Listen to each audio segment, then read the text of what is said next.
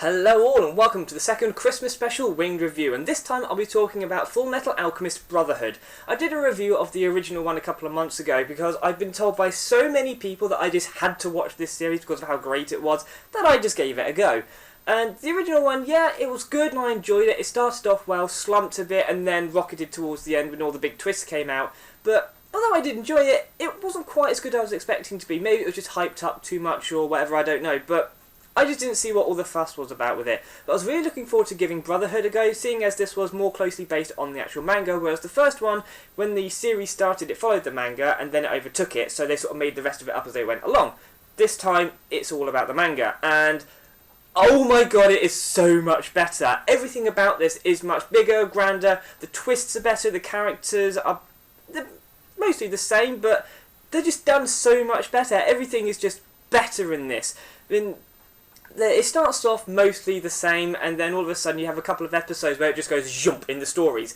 There's the same sort of themes running throughout both of them, but it just does it so much better, and the big twists at the end and all that are better. Even the earlier on twists are better. The first series, well, original, whatever it's called, it did start off well, but then it just slumped and nothing really major happened. There was enough to keep you going, but it just didn't really... It flowed, but it just wasn't this big, amazing adventure thing that it had been made out to be, whereas Brotherhood was. And the twists at the start are really good, and they just gradually get better and better. And it was just so cool. And though I said in the first one that it was what happened to Nina, she's this little girl, really sweet. What happens to her is horrific. And in the first one, I watched it, and it was that sort of incident with her that made me sort of really get into the series. And although the same thing does happen to her in Brotherhood, I was still sat there thinking, don't do it, don't do it, don't do it, hoping that it wouldn't. And it pretty much had the exact same effect as it did the first time round. And although it is sort of from there that things take the different path, but it was still just, it really drew me into it, and it was absolutely brilliant. I loved it. So with the characters, a lot of the characters from the original one do come back, same voice actors as well, and although they don't quite sometimes have the exact same role, or their role changes as they go along, they are still pretty much the same characters. Although there was one character, I'm not going to give too much away, but in the original one he didn't really do that much. He was just sort of there for the odd scenes, and that was really it. In this one, he turns out to be one of the main bad guys, so there are some really big changes. There's some great new characters as well. The May, little girl, she's got this little... I thought she was a panda at first, but it's actually a cat thing. I don't know, it was so sweet though. But she was amazing. She actually kicks so much ass. Even though she's probably only about 6, she annihilates armies herself. She was absolute greatness. Best new character though, Alex's sister, Olivier something or other, Armstrong. She was so cool. She was a complete badass. She seemed like a complete hard-nosed bitch, but she was really calculated and clever, so that when it looks as though she's pretty much just sending people to their doom, she's got all this other stuff planned so that they are perfectly safe, and even if they don't know that she's got all this other stuff planned, she just works things out so well. She was an absolute genius. She is complete badass, killed loads of people, and she was just such a great character, and probably one of the best ones that was introduced for this one.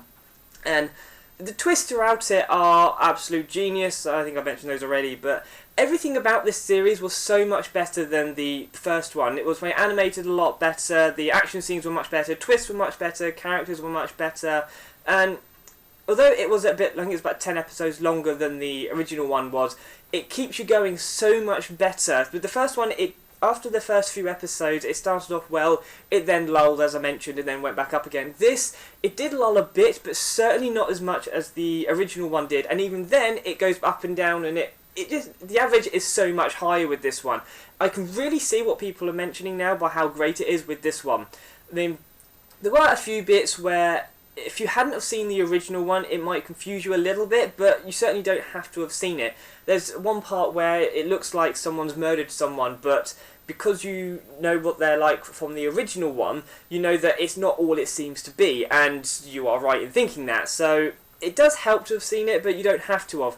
There's another part where one of the characters, he's there and he sort of he claims revenge against Edward and Elric for what they did to him, but it doesn't explain to you what they did to him until much later in the series. in the original one, it does have a small arc where it goes into what they did, and then later on in that series he claims revenge and all that sort of thing. So in Brotherhood, when he first appears, he goes, "I'll get revenge on you." Because I'd seen the original, I knew why he was claiming to want revenge. If you hadn't seen it, you'd have been a little bit confused, but it did explain it later on. It just helped, having seen it, to know earlier on what he was talking about. So that is really it. There's no really any complaints about the series. If I had to pick anything, it would be that in a lot of animes you have like there would be an ad break, but they sort of cut that out, so you just have like a title screen or something like that.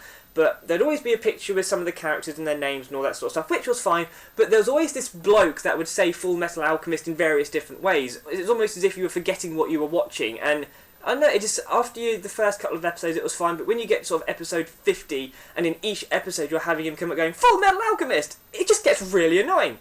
That's my only complaint. That is literally the only thing that I can think of to complain about this series. I loved it start to finish. It was so much better than the original. Absolute genius. And I now see what all the fuss is about. Great stuff. Loved it. So much better than the original. Amazing series. The ending. How could I forget about it? I don't cry at stuff, but this I actually did start to well up a little bit. I didn't cry, but nearly, and it just ended it so well. Definitely much better than how the original one did. Although it did have a very good twist right at the end, and it ended it well, this one had such a better ending. It didn't completely wrap things up. It did leave it open so that they could do another one if they wanted to, and I kind of hope they do, but it was just so much better than the original one was, and it's probably one of the greatest endings that I've seen in an anime, and I've seen a fair few animes over the years. This one probably had at least one of the best endings I have seen ever. Loved it. See you next time.